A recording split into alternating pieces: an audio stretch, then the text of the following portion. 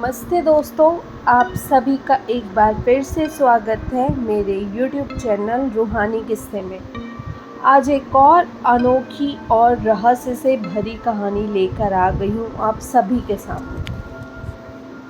तो चलिए कहानी की शुरुआत करते हैं। ये जो कहानी है ना, इसका नाम मैंने रखी हूँ आत्माओं का आईना। तो चलिए जानते हैं कि इस कहानी में ऐसा क्या है।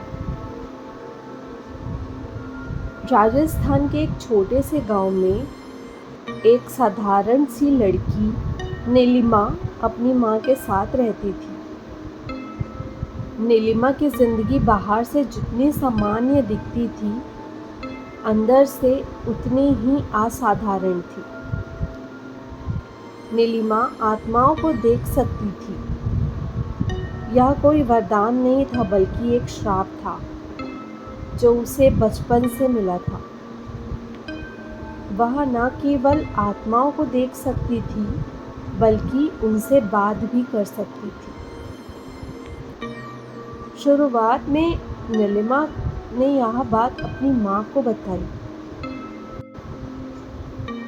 पर माँ ने उसे भ्रम समझकर अनसुना कर दिया।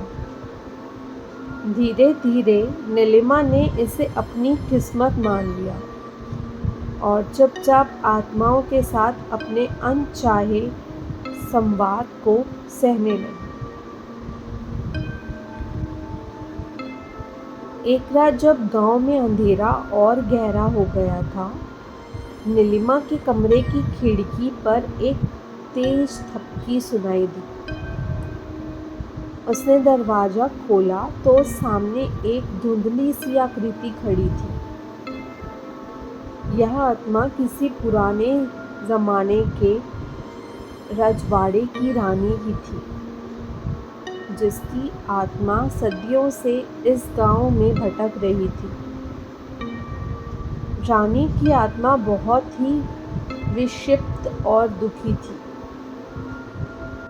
क्योंकि उसे अपने धोखे से मारे जाने की सच्चाई नीलिमा को बतानी थी। रानी ने नीलिमा को अपने महल के खंडर में आने को कहा,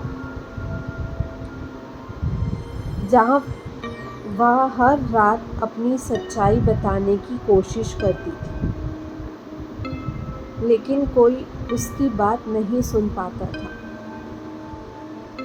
नीलिमा को उस रात अजीब सा डर महसूस हुआ, लेकिन रानी की दर्द भरी आंखों में कुछ ऐसा था जो नीलिमा को खींच लाया। अगले दिन नीलिमा अपने डर को दबाकर महल के खंडर में पहुंची। खंडर अब भी रानी की महक और उसकी पीड़ा से भरा हुआ था। जैसे ही नीलिमा वहां पहुंची, महल के दरवाजे अपने आप बंद हो गए। रानी की आत्मा प्रकट हुई और उसने नीलिमा से कहा कि अब वह उसे कभी इस महल से बाहर नहीं जाने देगी। रानी ने नीलिमा से अपनी आखिरी इच्छा पूरी करने के लिए कहा, उसके कातिलों को सजा दिलवाने की, लेकिन इसके लिए नीलिमा को खुद अपनी आत्मा का बलिदान देना होगा, ताकि रानी की आत्मा को मुक्ति मिल सके। नीलिमा ने महसूस किया कि अब उसके पास कोई और रास्ता नहीं है।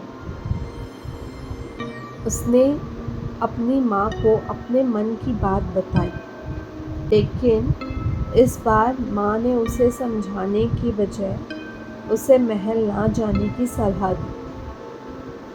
माँ जानती थी कि वह महल श्रापित था और नीलिमा की जान को खतरा था, पर नीलिमा ने रानी की आत्मा की पीड़ा और अपनी शक्ति का भार समझकर माँ की बात नहीं मानी।